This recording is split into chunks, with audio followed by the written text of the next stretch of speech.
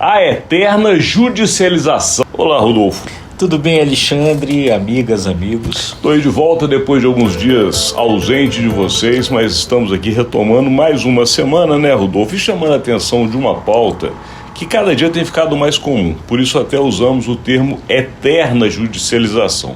Porque isso começou no passado e até por uma questão muito clara e objetiva.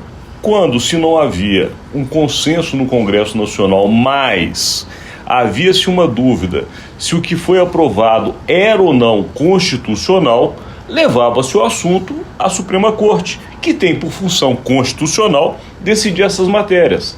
Só que a coisa foi tomando um volume tamanho que agora qualquer assunto que desagrada um dos dois lados, seja a oposição ao governo e, neste caso de momento, em especial ao governo, é levado ao Supremo. Ou seja, as decisões contrárias ao governo não estão sendo aceitas. E a forma de se ganhar, no tapetão, como a gente chama, é levar para o Supremo Tribunal Federal, né, Rodolfo? É isso mesmo. No começo, quando começou a se falar nessa história de judicialização da política, era por uma razão diferente. Quer dizer, na verdade, o Congresso ficava num impasse lá, não conseguia resolver diversas situações ali, porque, enfim, nada ali tinha maioria para se resolver. Isso se jogava lá para a Justiça, para o Supremo Tribunal Federal, e o Supremo Tribunal Federal criava então uma solução.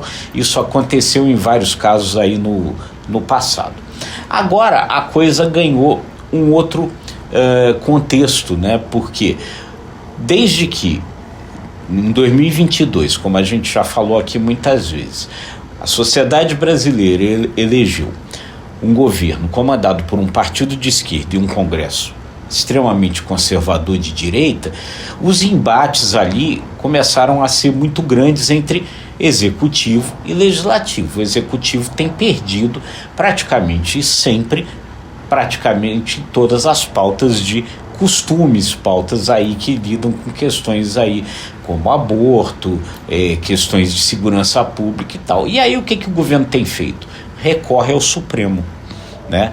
Gerando aí uma situação que a oposição já começou a apelidar, Alexandre, de judicialismo de coalizão. Quer dizer, a coalizão que havia entre executivo e legislativo, ou seja, dentro do Congresso, agora a oposição diz que a aliança é entre executivo e judiciário para tentar reverter as coisas do Congresso.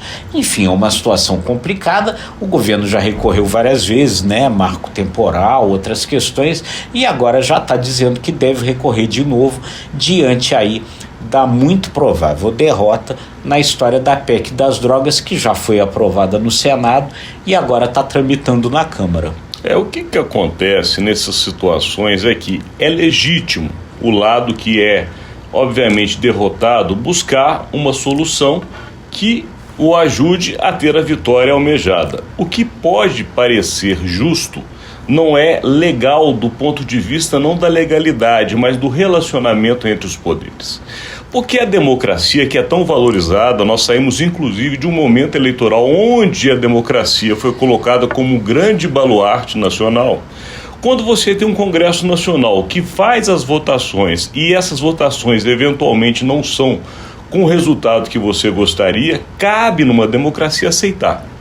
Cabe numa democracia entrar com outro projeto de lei, tentar com maioria uma mudança do que foi aprovado. Enfim, o jogo da democracia, gostando ou não gostando, tem que ser feito no Congresso Nacional. O governo tem que buscar uma maioria, só que a gente sabe que o Congresso se tornou muito forte.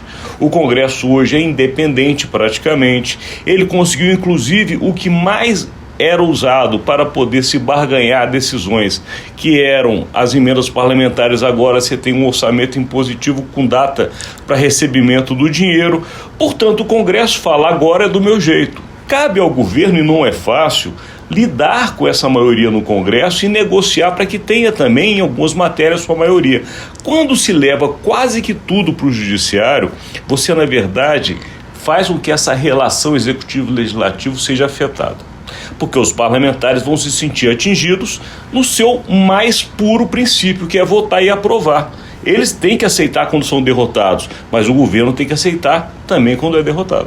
Pois é, o que provoca é isso, né? Um acirramento da relação entre os poderes, uma crise entre os poderes, que é o que a gente está assistindo. Agora, isso decorre também, né, Alexandre, como a gente estava falando, como você bem estava falando, do fato de que você não tem hoje um equilíbrio entre os poderes. Quer dizer, essa relação que já não é de hoje, né, que é a famosa equipotência entre os poderes, vem disso. Quer dizer, você tem 3 poderes que eles precisam ser mais ou menos do mesmo tamanho e se relacionar.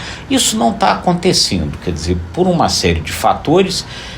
O judiciário se fortaleceu como instância final e palavra final das coisas. O Congresso se fortaleceu, como você bem vinha explicando, porque passou a ter, quer dizer, o Executivo, principalmente no governo Jair Bolsonaro, abriu mão de diversas coisas aí, enfim, talvez preocupado ali de que não deixasse avançar os mais de 100 processos de impeachment que havia contra o presidente. Ele foi abrindo mão das coisas, principalmente da questão orçamentária.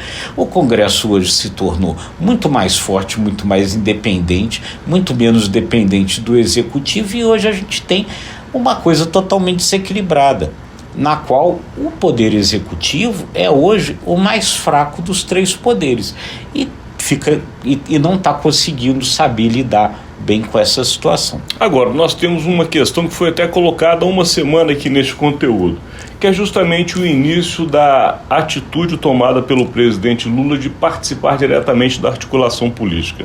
Vamos dar tempo ao tempo.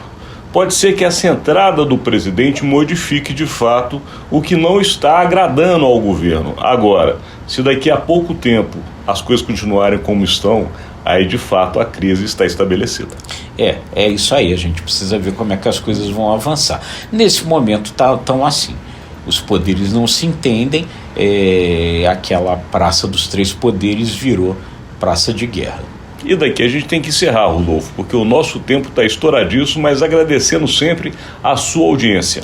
É isso aí, e deixando aquele convite, se você gostou, curta, compartilhe, acesse imagemcredibilidade.com e se inscreva no ICTV e nos nossos demais canais. Obrigado e até amanhã.